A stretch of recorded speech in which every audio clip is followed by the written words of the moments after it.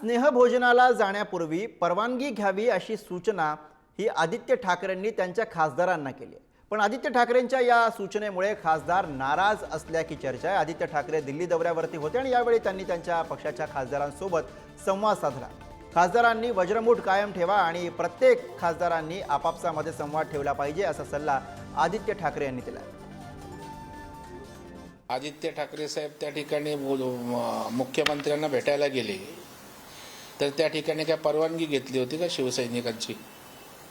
त्याच्यामुळे मला वाटतं उपमुख्यमंत्री एकनाथ शिंदे साहेब आहेत, खासदार दिल्लीचे महाराष्ट्राच्या उपमुख्यमंत्री, ज्याच्याकडे नगरविकास खातं आहे, गृहनिर्माण खातं आहे, ते जाऊ शकतात, चर्चा होऊ शकते।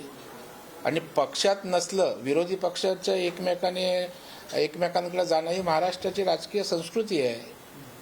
त्याच्यामुळे लगेच परवानग्या त्या परवानग्या घेत बसलात तर एक माणूसही आपल्याकडे राहणार नाही। आदित्य ठाकरेंना दमाने घ्यायची आवश्यकता आहे।